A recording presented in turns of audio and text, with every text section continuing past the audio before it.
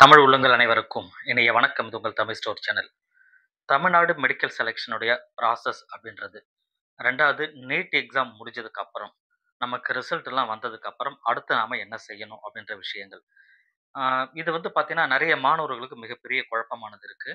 நாம வந்து ஒரு மெடிக்கல் சீட் வேணும், எம்பிபிஎஸ்ஸோ பிடிஎஸ்ஸோ நமக்கு வேணும், டாக்டர் ஆகணும், அல்லது பல் மருத்துவர் ஆகணும் அப்படின்னா நாம நேரடியா அந்த காலேஜுக்கு போயிட்டு நம்மகிட்ட இருக்கிற பணம் இதா குடுத்து நம்ம சேர்ந்துக்கலாமா? அப்படின்னா, இந்த கேள்விக்கு ஆன்ஸர்ன்றது முடியாது அப்படின்ற ஒரே விஷயம் தான்.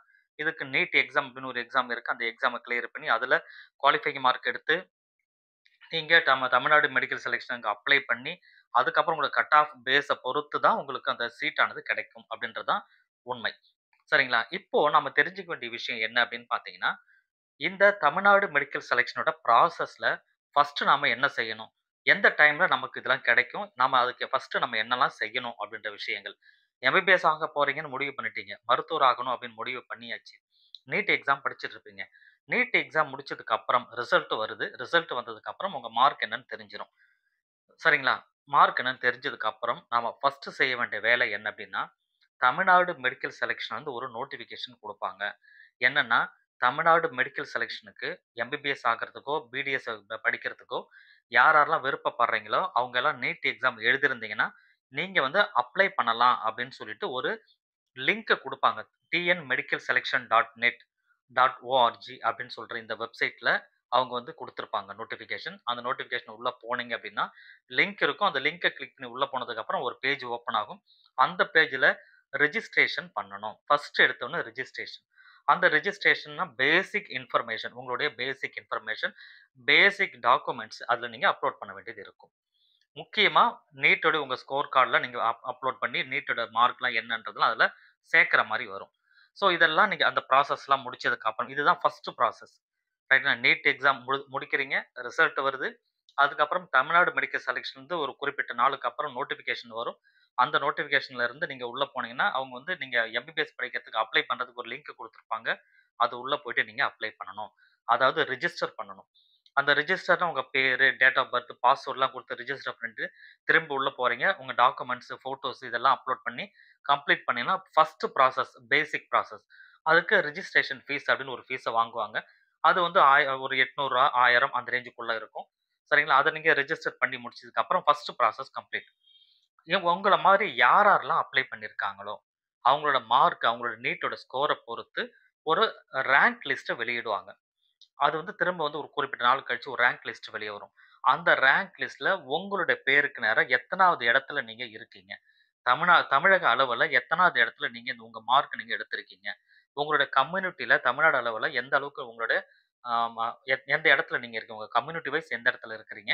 ஓவரால்ல நீங்க எந்த இடத்துல இருக்கிறீங்க? அப்படின்னு ஒரு ரேங்க் லிஸ்ட்ட வெளியிடுவாங்க. அந்த ரேங்க் லிஸ்ட்ட பேஸ் பண்ணி தான் கவுன்சிலிங் ஆனது நடக்கும். இந்த ரேங்க் லிஸ்ட் வெளிய வந்ததுக்கு அப்புறமா, திரும்ப ஒரு ரிஜிஸ்ட்ரேஷன் ப்ராசஸ் மறுபடியும் ஆரம்பிக்கும்.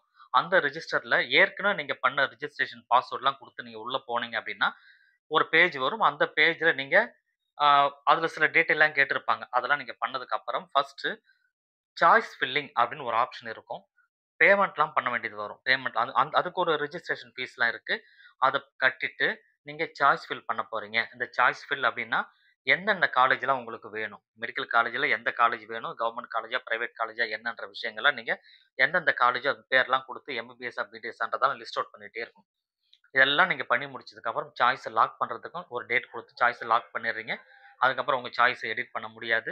அதுக்கப்புறம் பேமெண்ட்லாம் பண்ணிட்டு செக்யூரிட்டி டெபாசிட்லாம் கட்டுற மாரிலாம் இருக்கும். அதெல்லாம் நீங்க கட்டிட்டு வெளிய வந்துர்றீங்க.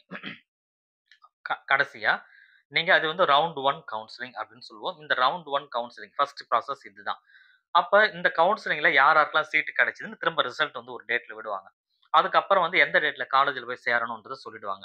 அந்த டேட்ல போய் நீ காலேஜ்ல சேர்ந்து இது first process. First counselling process complete ஆகுது. செகண்ட் கவுன்சிலிங் திரும்ப வந்து உங்களுக்கு செகண்ட் ரவுண்ட் அப்படின்றது வரும். இந்த செகண்ட் ரவுண்ட்ல அகைன் வந்து ஃபர்ஸ்ட் ரவுண்ட்ல யார் யாரெல்லாம் ரெஜிஸ்டர் பண்ணீங்களோ அவங்க செகண்ட் ரவுண்ட்ல பார்ட்டிசிபேட் பண்ற மாரி குடுப்பாங்க. அதுல போயிட்டு நீங்க திரும்ப சாய்ஸ் ஃபில்லாம் பண்ணி, சாய்ஸ் லாக் பண்ணி, பேமெண்ட்லாம் பண்ணிட்டு கம்ப்ளீட் பண்ணீங்கன்னா, அதுக்கப்புறம் வந்து ரிசல்ட் வரும். அந்த ரிசல்ட்ட படி அடுத்த அடுத்த ஒரு கேட்டகரி வந்து போயிடும். இது என்ன அப்டின்னா, first round, second round, third round, mop up ரவுண்டுன்னு சொல்லி தனித்தனியா பிரிஞ்சிருது. ஸோ இந்த மாரி இத்தன ரவுண்ட் நடத்தி, இத்தன ரவுண்ட்ல யார் யாரெல்லாம் எவ்வளோ மார்க் எடுத்திருக்கீங்களோ, என்னென்ன காலேஜ்ல வேக்கன்ட் இருக்கோ, அந்த காலேஜ் படி உங்களுக்கு அலாட்மெண்ட் போயிட்டே இருக்கும். ஸோ இதுதான் வந்து ஓவரால் கம்ப்ளீட் ப்ராசஸ். இத நாம எப்படி பண்ணணும், எப்படி செய்யக்கூடாது அப்படின்றதுக்கு தனியா டீட்டெயிலா ஒரு வீடியோ நாம குடுப்போம். ஸோ இந்த வீடியோ மெயினா வந்து நெறைய பேர் கேட்டிருந்தீங்க. எப்படி பண்றது அப்படின்னு சொல்லிட்டு. அடுத்து நம்ம என்ன செய்யணும் அப்படின்லாம் கேட்டீங்க. ஸோ அதற்கான ஒரு பேசிக் இன்ஃபர்மேஷன தான் இந்த வீடியோ உங்களுக்கு நான் சொல்லியிருக்கேன். ஸோ இந்த இன்ஃபர்மேஷன் உங்களுக்கு புடிச்சிருந்ததுன்னா, இந்த வீடியோக்கு மறக்காம ஒரு லைக் குடுத்துக்கோங்க. இந்த வீடியோவ உங்க ஃப்ரெண்ட்ஸுக்கும் ஷேர் பண்ணிக்கோங்க. Thank you.